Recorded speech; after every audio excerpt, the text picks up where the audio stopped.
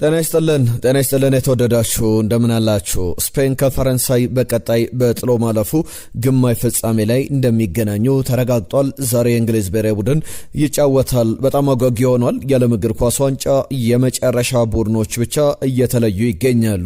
እስካሁን 42 ቡድኖች ተሰናብተዋል። ትናንትና ቤልጅየም 42ኛ ቡድን ሆናለች። ዛሬ የሚደረግ ጨዋታ ለ6 ሰዓት ላይ የኖርዌይና የእንግሊዝ አሸናፊ ወደ ቀጣዩ ዙር ያልፋል። ቀጣይ 43ኛ ወደ ቡድንንም እንለያለን። ስለ ዓለም ዋንጫው የምናነሳቸው ነጥቦች አሉ። ትናንትና ስለነበረው ጨዋታ ጥቂት ነጥቦችን አንስተን ዛሬ በእንግሊዝ ብሔራዊ ቡድን በጉዳት ምክንያት ከስብስቡ ውጭ የሚሆኑ ተጫዋቾች አሉ እየተባለ ነበረ። አዳዲስ የወጡ ጉዳዮች አሉ እንመለከታለን።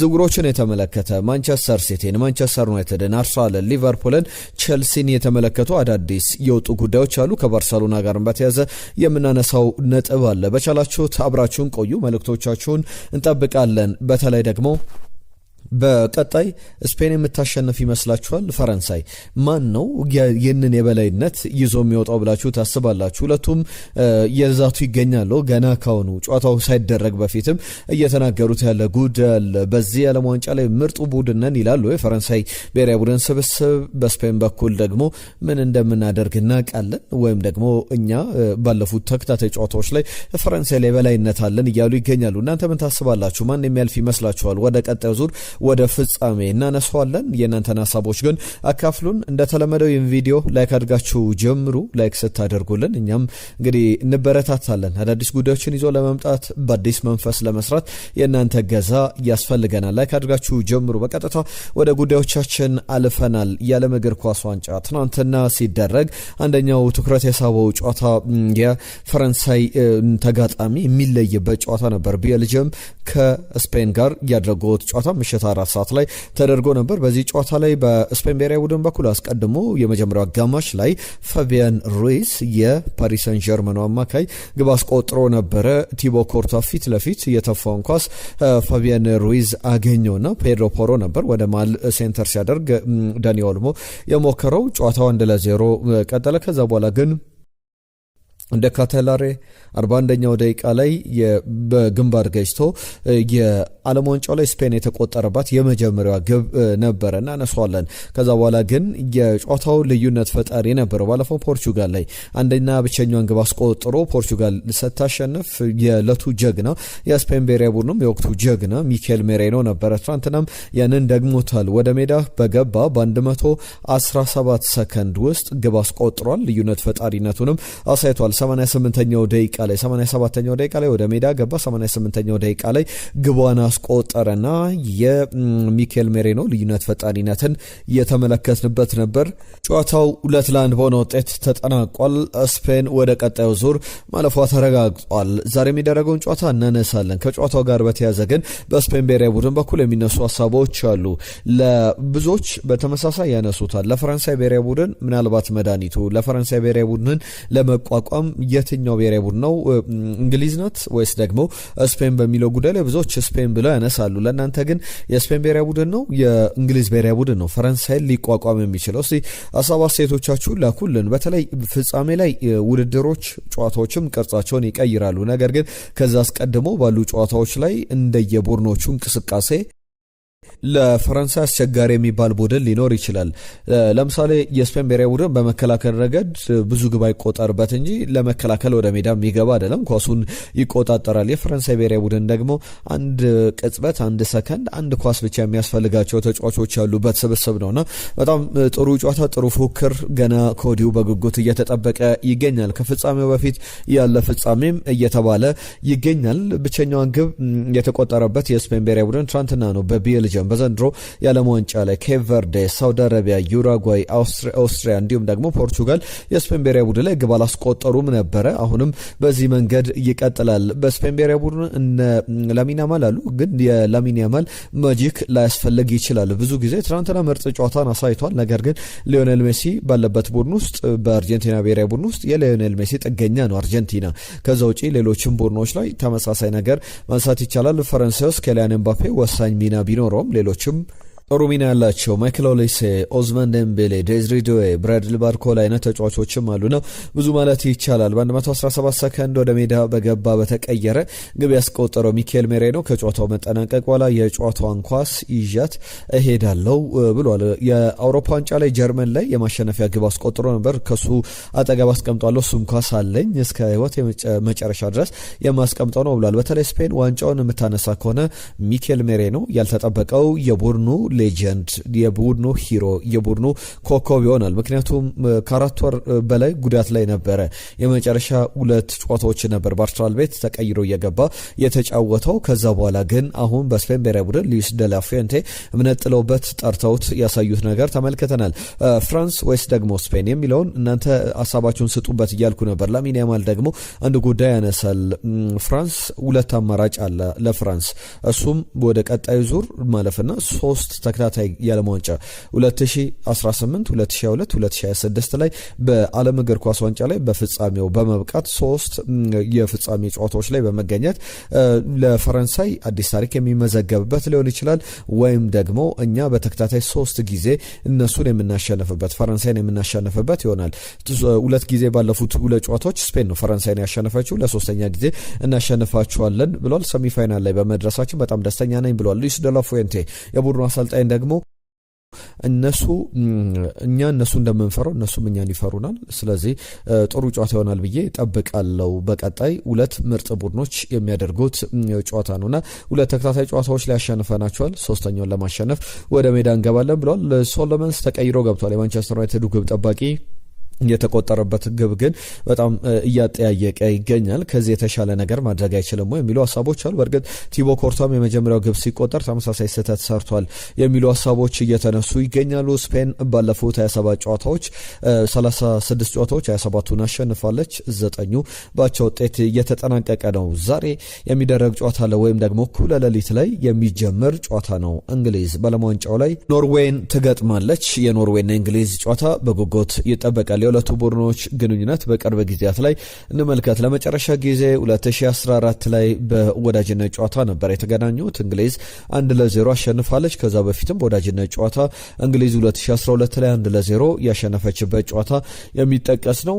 በተደጋጋሚ እንግዲህ ባለፉት ቅርብ ጨዋታዎች ላይ 5ቱን ጨዋታዎች ብንመለከት እንግሊዝ 2ቱን አሸንፋለች፣ 2ቱን ባቻ ውጤት፣ አንዱ በኖርዌይ አሸናፊነት። በአጠቃላይ ደግሞ የቅርብ ጊዜ ግንኙነታቸው ላይ 2-3 ድሎች አሉ። 2 ለኖርዌይ፣ 3 ለእንግሊዝ፣ 3ቱ ደግሞ ባቻ ውጤት የተጠናቀቀ ነውና አሁን የሃርሊንግ ብራውት ሃላንድ በተለይ በአሜሪካ ውድድሩ ዓለም ዋንጫው ከመጀመሩ በፊት ሃርሊንግ ብራውት ሃላንድን የሚያውቀው የለም ነበር። ነገር ግን የኖርዌይ ብሔራዊ ቡድን የዚህ የቫይኪንግ የሚባል ሙቪ አለ። የዛ ሙቪን ካራክተር ተላብሰው የሰሯቸው ምስሎች የሰሯቸው ቪዲዮዎች አሉ ነው።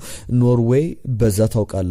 ሃርሊንግ ብራውት ሃላንድ ደግሞ የኖርዌይ ጀግና በመሆኑ በዛ መንገድ የታወቀ ነውና በእንግሊዝ ብሔራዊ ቡድን በኩል ሪስ ጄምስ የቼልሲው አምበል ወደ ሜዳ ተመልሷል። ለዚህ ጨዋታ ዝግጁ ነው እየተባለ ይገኛል። ዴክላን ራይስ፣ ማርክ ጌይ የሚሰለፉበት እድል አለ። አይሰለፉም ሲባል ነበረ። ቡካዮ ሳካ አም ሬዲ ብሏል።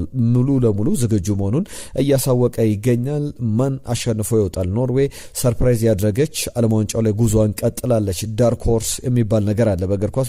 በእንደዚህ አይነት ትልልቅ ቶርናመንቶች ላይ ለኖርዌይም ተመሳሳይ ነገር ይነሳል። በድብቅ እንግዲህ ማንም ሳያቸው ጉዟቸውን የሚቀጥሉ ቡድኖች አሉ። እስከ ፍጻሜ ሊጓዝ ይችላሉ። የኖርዌይ ብሔራዊ ቡድን ግማሽ ፍጻሜውም ላይ ካበቃ አሁንም የተጓዘበት መንገድ በጣም ጥሩ ነው። በቀጣይ በብሔራዊ ቡድኑ በኩል እያደጉ እየጎለበቱ ይሄዳሉ። ሃርሊንግ ብራውት ሃላንድ 4 ዓመት ጨምሮ ሲመጣ ሌሎችም ተጫዋቾች እነ አንቶን ኑሳ፣ እነ ኦስካር ቦብ፣ ሌሎችም አዳዲስ ከዋክብት ሲመጡ ደግሞ ምን እንመለከት ይሆናል። በዚህኛው ዓለም ዋንጫ ላይ ግን የእንግሊዝ ብሔራዊ ቡድን ያልፋል ወይስ ደግሞ ኖርዌይ? ግምታችሁን ላኩልን። አርጀንቲና ከስዊዘርላንድ የሚያደርጉ ጨዋታም ሌሊት 10 ሰዓት ላይ የሚደረግ ጨዋታ ነው። እነዚህን ጨዋታዎች በተመለከተ አርጀንቲና ባለፉት ጨዋታዎች ላይ በተለይ ቀላል ተጋጣሚ ነው የነበራት። በተከታታይ የዓለም ዋንጫ ጨዋታዎች ላይ ከአልጄሪያ ጨዋታ ጀምሮ በእርግጥ ቶርናመንቶች ላይ ሁሉም ቀላል የሚባሉ ላይሆኑ ይችላሉ። ሁሉንም ጨዋታ አሸንፋ ተገኝታለች። አልጄሪያን አሸንፋለች። ከዛ በኋላ ኦስትሪያን የገጠመችው። ከኦስትሪያ በኋላ ጆርዳንን ገጥማ 3-1 አሸንፋለች። ኬፕ ቨርዴ፣ ግብጽ፣ እነዚህ ብሔራዊ ቡድኖች በጣም የሚሻለው የሚባለው ብሔራዊ ቡድን ኦስትሪያ ነው። የኦስትሪያ ብሔራዊ ቡድን ቀጥሎ ደግሞ አሁን የስዊዘርላንድ ብሔራዊ ቡድን ለአርጀንቲና ብሔራዊ ቡድን ቡድን ፈተና ይሆናል ወይ? በሊዮኔል ሜሲ ጥገኝነት ላይ የተመሰረተው ሁሉም ነገር አድራጊ ፈጣሪ ሊዮኔል ሜሲ ነው በአርጀንቲና ብሔራዊ ቡድን ውስጥ። ያንን ደግሞ የዛሬው ጨዋታ ላይም ደግሞ ያሳያል ወይ? ስዊዘርላንዶችስ ምን ተዘጋጅተው ምን ይዘው ይመጣሉ ለዚህ ጨዋታ የሚለው የሚጠበቅ ነው። በቀጣይ የሁለቱ ቡድኖች ተጋጣሚ በተለይ የአርጀንቲናና ስዊዘርላንድ አሸናፊ ከእንግሊዝና ከኖርዌይ አሸናፊ ጋር ይገናኛሉ። ፈረንሳይ ከዚህ ከስፔን ጋር የምታደርገው ጨዋታ ይጠበቃል። ወደ ፍጻሜው ለማለፍ የሚደረግ ጉዞ ነው በቀጣይ እሁድ የሚጠናቀቀው። የዓለም ዋንጫን በተመለከተ እነዚህ ነጥቦች አነሳን። ከዓለም ዋንጫ ውጪ የክለቦቻችሁን የዝውውር ጉዳዮች እናነሳለን። ከዛ አስቀድሜ ጥቂት ነጥቦችን ላንሳ። የእናንተ መልእክቶች ከዓለም ዋንጫው ጋር በተያያዘ ነጅብ ሰንገሮ ሞሮኮ ተሰናብታለች። አሁንም ቢሆን ድል ለፈረንሳይ። የተሻለው ቡድን ፈረንሳይ ነው። የተሻለው ቡድን አልፏል። ኬሊያን ኤምባፔ የሚደንቅ ተጫዋች መሆኑን እያሳየ ይገኛል። ስፔን 3-2 ተሸንፋለች ቤልጅየምን። ምርጥ ጨዋታ እናያለን ብሎ ነበረ። 3-2 አልተጠናቀቀም። ትክክለኛ ግምት አልነበረም። የ28 ዓመቱ ነው ብሎናል አዩብ። ማንን እንደሆነ ግልጽ አላደረገልንም ይመስለኛል። ከብሩኖ ጉማሬዥ ጋር ሊሆን ይችላል። ነገር ግን ብሩኖ ጉማሬዥ 29 ብለን የምናወራው ከሞላ ጎደል ከ3 ወራት በኋላ 29 ዓመቱን ስለሚይዝ ነውና እሱን ከልብ እንድታደርጉልን ከግምት እንድታስገቡልን ብለን ነው። ሙልጌታ ሚቼል የጻፈልን መልእክት አለ ከደቡብ አፍሪካ። ክለቦች ዝውውሮችን ቶሎ እንዳይፈጽሙ ዓለም ዋንጫው እንቅፋት ሆኗል። ከዚህ በኋላ ግን አሁን አዳዲስ ዝውውሮችን እንመለከታለን ብሎናል። እንዴት ከረማችሁ ያለን ደግሞ ሽመልስ ከኳታር ዶዋ ነው። ለምታደርሱ መረጃ ከልብ እናመሰግናለን። የዘንድሮ ፈረንሳይ ቡድን ምን አይነት ቡድን ነው? በተለይ ኬሊያን ኤምባፔ በጣም ብሶበታል። ቡድኑ የሚገርም እንቅስቃሴ፣ ልዩ ብቃት እያሳየ ይገኛል። እግር ኳስም በዚህ ዓለም ዋንጫ በስሜትና በፍቅር እያየን እንገኛለን ብሏል። ከዛ ውጪ ፓማባይ ከልብ እናመሰግናለን ስለ ጻፍክልን መልእክት። ከደቡብ አፍሪካ አህመድ ከጅቡቲ የጻፈልን መልእክት አለ። ማታ ሁለቱ አፍሪካውያን ተጋጥመው ከዛ አንዱ አፍሪካዊ አሸንፏል ብሏል። ፈረንሳይና የሞሮኮን ጨዋታ ማለቱ ነው። ከዛ ውጪ በአፍሪካ በኩል እንግዲህ ያነሳችሁ ሀሳቦች አሉ። ሌሎችንም ጉዳዮች አንስቶልናል አህመድ ከጅቡቲ። ሁላችሁንም ከልብ እናመሰግናለን ስለ ጻፋችሁልን መልእክት፣ ስለ ሀሳብ፣ ስለ አስተያየታችሁ። የዕለቱን ትልቁ ጉዳይ እናንሳ። በብዙ መገናኛዎች እያነጋገረ ይገኛል። ማንቸስተር ዩናይትድን በተመለከተ በተለይ ኤደርሰንን ስለማስፈረሙ እኛም እርግጠኛ ሆነን ስንናገር ነበረ። ፋብሪዚዮ ሮማኖ ዝውውሩ ተሰርዟል ይላል። ሌሎች ብዙ መገናኛዎች ደግሞ ሌሎች መረጃዎችን እያወጡ ይገኛሉ። አስቀድሜ የፋብሪዚዮ ሮማኖን መረጃ ላካፍላችሁ። ፋብሪዚዮ ሮማኖ ምንድነው እያለ ያለው?